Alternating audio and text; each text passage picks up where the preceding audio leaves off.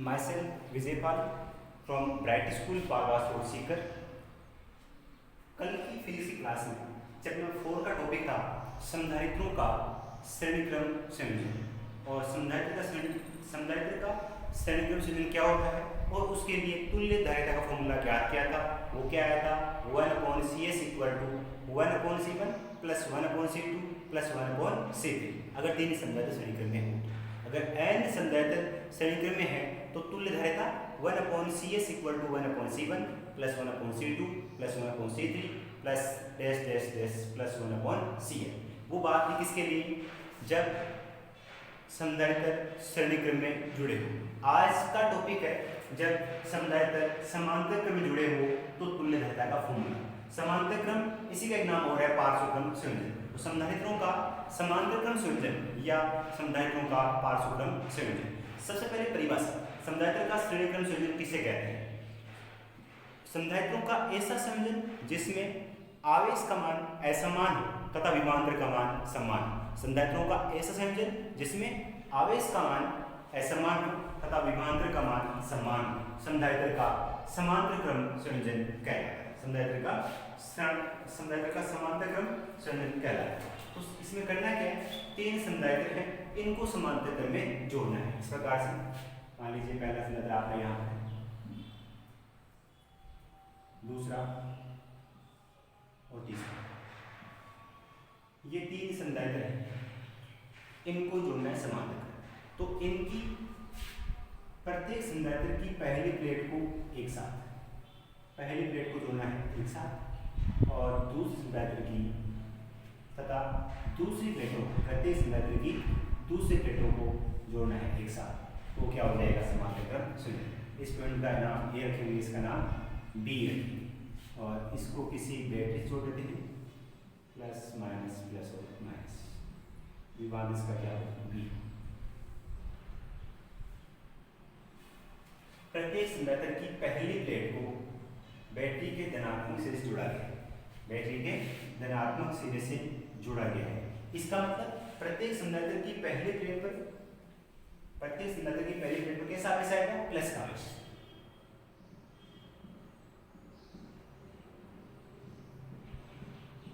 ठीक है, प्रत्येक संधारित्र की दूसरी प्लेट को बी सिरे से और बी किसे ऋणात्मक से, तो आवेश कैसा होगा, ऋणात्मक आवेश होगा।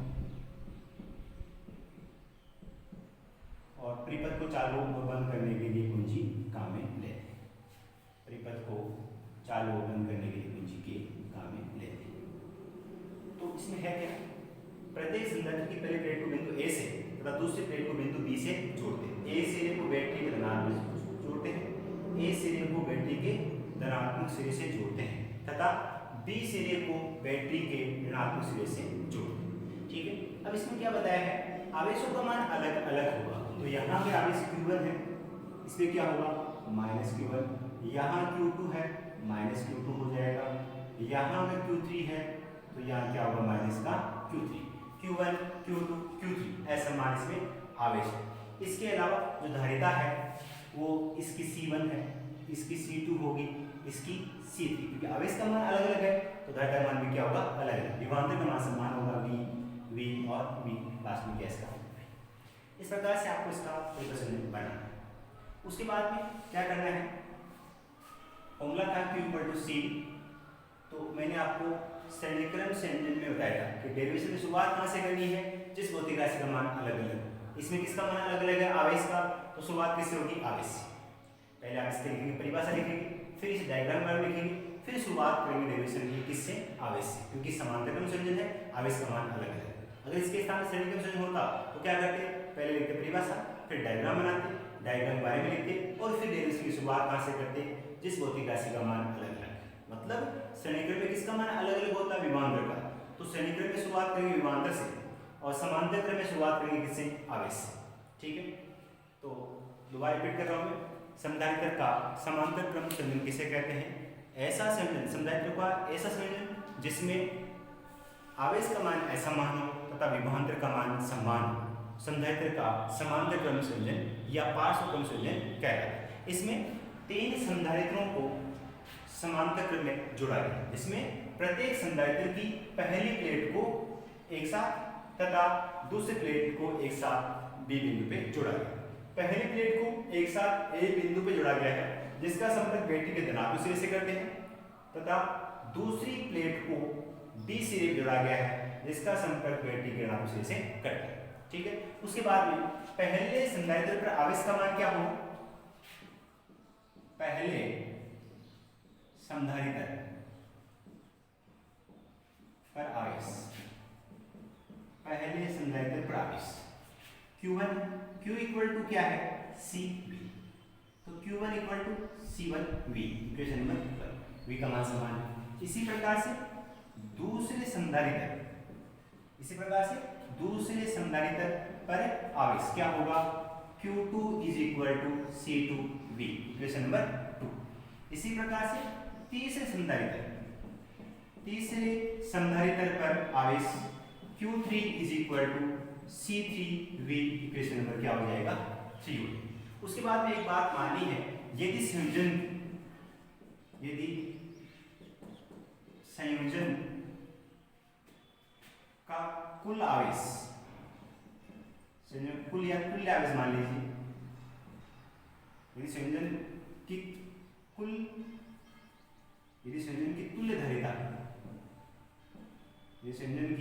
तुल्य धारिता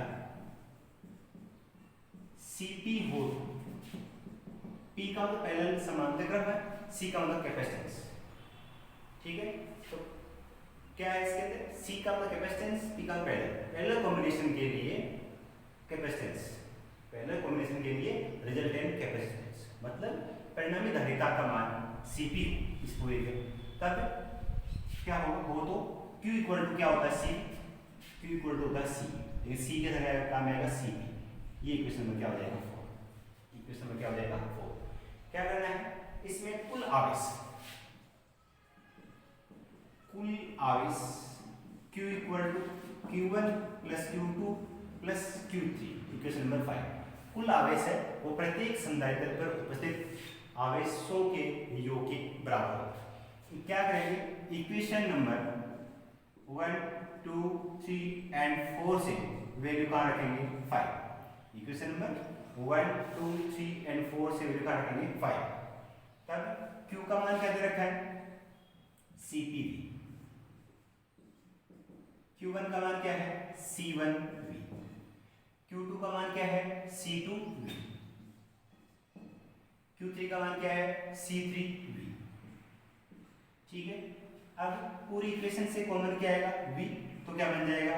CPV इज इक्वल टू, जब V कॉमन आएगा तो यहाँ क्या बचेगा? C1, यहाँ क्या बचेगा? C2 और यहाँ क्या बचेगा? C3। ये V से भी कैंसिल हो जाएगा। रिजल्टेंट फॉर्मूला आएगा Cp equal to C1 plus C2 plus C3। परिणामी धारिता का फॉर्मूला किसके लिए? संधारित्रों के समांतर क्रम संयोजन के, संधारित्र के समांतर क्रम संयोजन के लिए परिणामी धारिता Cp equal to C1 plus C2 plus C3 होता है। अगर 3 संधारित्र समांतर क्रम में जुड़े हो तो परिणामी धारिता फॉर्मूला ये होता है। अगर n संधारित्र, इसी में एक कंडीशन और आती है, अगर n संधारित्र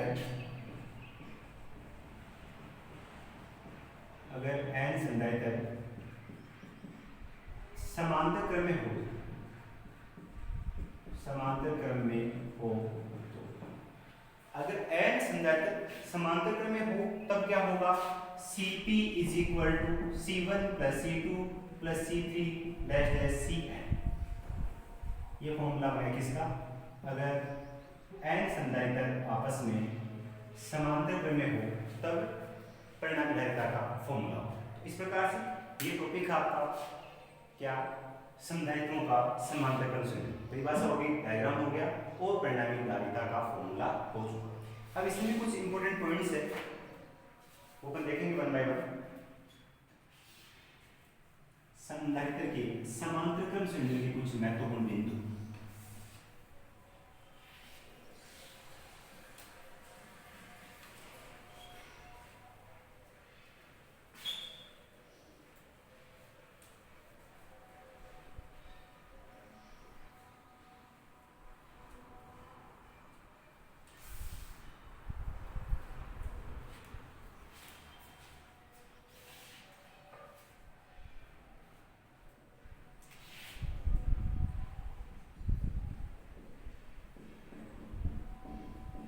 इंपॉर्टेंट पॉइंट्स किसके लिए, समांतर क्रम संयोजन के लिए।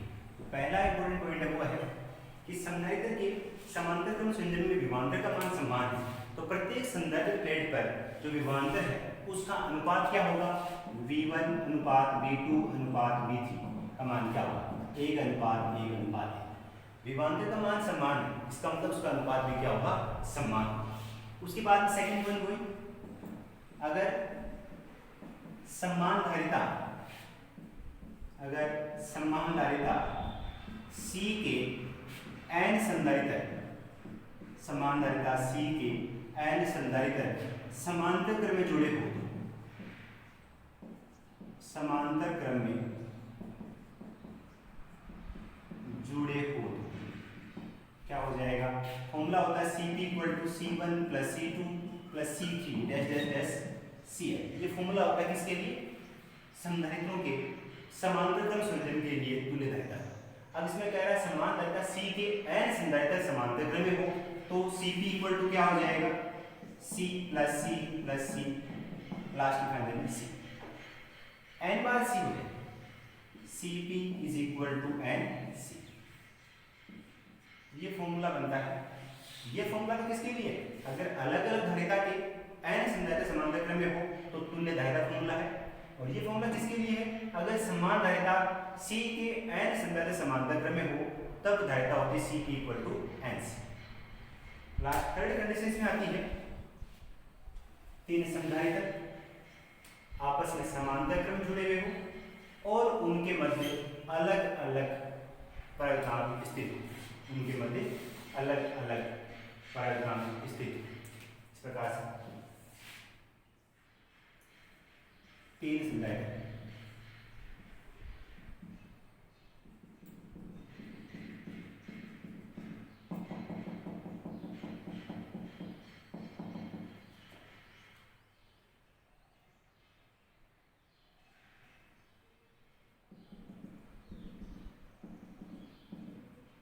ये तीन संधारित्र हैं और तीनों संधारित्र किस में है, समांतर क्रम में। इनके बीच की जो दूरी है स्मॉल d है, परिक्राम इसका εr1, इसका εr2 और इसका εr3, εr1 εr2 εr3। क्षेत्रफल इसका a1, इसका a2 और इसका a3, क्षेत्रफल है a1 a2 a3। ठीक, तब आपको धारिता का मान ज्ञात है समांतर क्रम में, क्योंकि देखो इनकी प्रत्येक की पहली प्लेट एक साथ है, दूसरी प्लेट एक साथ है, समांतर क्रम में है, तो तुल्य धारिता आपको ज्ञात है। अलग अलग धारिता बात करते हैं, पहले जो संधारित्र है इसे धारिता क्या होगी, C1 = वही संधारित्र है, परिक्राम बराबर इसके मध्य, तो फॉर्मूला कौन सा लगेगा, C = εr/ε0 तो फॉर्मूला हो जाएगा इसका C1 = εr1 ε0 C1 = εr1 ε0 इसी प्रकार से दूसरे के लिए क्या होगा, C2 = εr2 ε0 a के स्थान पर a2/d। तीसरे लेके आएगा C3 = εr3 ε0 a3/d। तीन संधारित्र है, तीनों के लिए धारिता का मान आ चुका, तो तुल्य धारिता क्या होगी, तुल्य धारिता Cp = क्या होता है, C1 + C2 + C3। इनके मान यहां से रखेंगे, तो Cp = C1 की वैल्यू क्या है, εr1 ε0 a1/d। इसी प्रकार से C2 की वैल्यू यहां से यहां रखेंगे, क्या हो जाएगा, εr2 ε0 a2/d। इसके बाद में थर्ड कंडीशन में C3 की वैल्यू है वो क्या है, εr3 ε0 a3/d। ठीक है, अब Cp = ये आपका फॉर्मूला आ चुका। अब इसमें एक काम और कर सकते हैं, कुछ कॉमन आ रहा है उसको कॉमन लेंगे। कॉमन क्या आएगा, ε0 ये सब में कॉमन आ रहा है। जब ये कॉमन है क्या बचेगा, εr1 × a1, यहाँ से क्या बचेगा, εr2 × a2, यहाँ से क्या बचेगा, εr3 × a3। ये फॉर्मूला आ चुका जो तीन संधारित्र उनकी प्लेटों के मध्य अलग अलग परावर्तन की पट्टी कहते तो तब उनके मध्य तुल्य धारिता का फॉर्मूला। कल की क्लास का टॉपिक हमारा रहेगा संधारित्र में संचित ऊर्जा। संधारित्र में संचित ऊर्जा।